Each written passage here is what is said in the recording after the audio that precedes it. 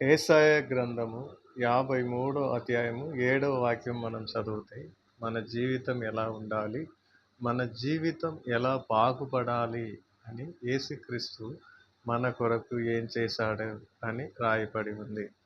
మనం ఈ వాక్యం చదువుతున్నప్పుడు మనకు ఒక్కొక్క విషయం ఒక్కొక్క విధానముగా మనకు అర్థమైతేది. దాంట్లో మనం చదివి దాన్ని అర్థం చేసుకుందాం. ఇప్పుడు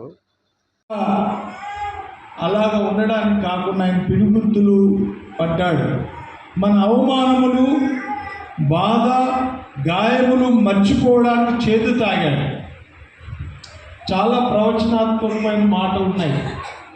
ఆ చేదు ఎందుకు తాగిస్తారంటే చిరకను అది ఆ బాధను, ఆ చేదుతో వల్ల ఆ బాధను మర్చిపోవడానికి చాలా ఉంది. పాత నిబంధనలో ధర్మశాస్త్ర కాలంలో ఎవరైనా తప్పు చేస్తే చేదు నీళ్ళు తాగిస్తారు.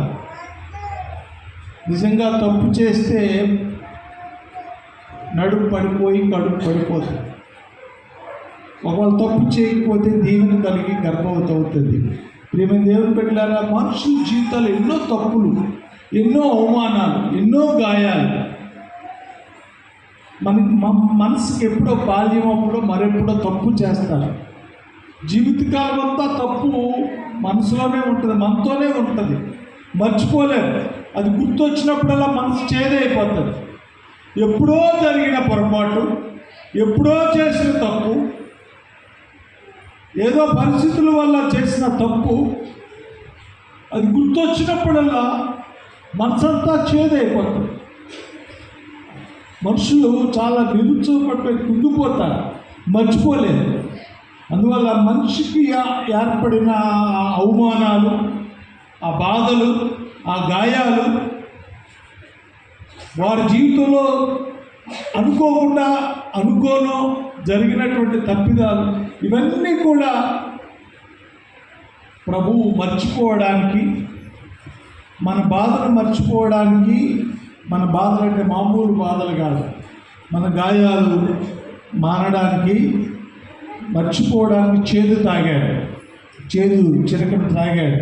మనం విడిపించబడేటట్లుగా, మనం విడుదల కలిగేటట్టుగా ఆయన అప్పగించబడ్డాడు, బంధించబడ్డాడు. అది మనం అంగీకరించబడేటట్టుగా ఆయన తృణీకరించబడ్డాడు. మనము గణపరచబడేటట్టుగా ఆయన అవమానించబడ్డాడు. ఎప్పుడైనా ఈ మాటలు ప్రభువు గురించి ఎప్పుడైనా ఆలోచన చేశామా? యేసు ప్రభు ఎందుకు అవమానించబడ్డాడంటే నేను గణపరచాలి.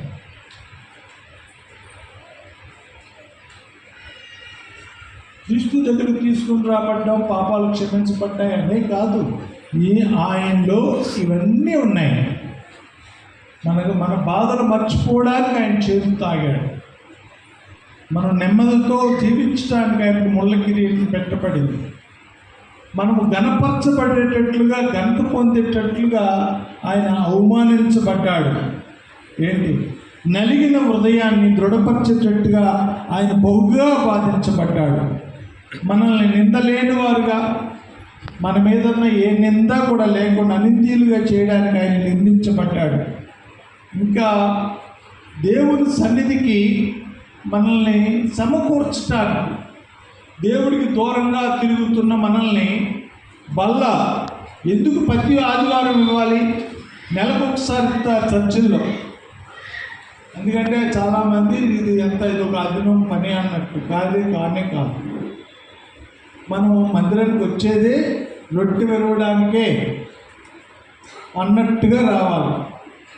దేవుడు మాటలు వినాలి, ఆయన శరీరాన్ని, ఆయన రక్తాన్ని తీసుకోవాలి. ఇది మనకు దీవెనకరమైనది, ఇది మన రక్షణకరమైనటువంటిది. మనల్ని దేవుడి సన్నిధిలో సమకూర్చడానికి, మరణంలో నుంచి జీవంలోకి దాటించడానికి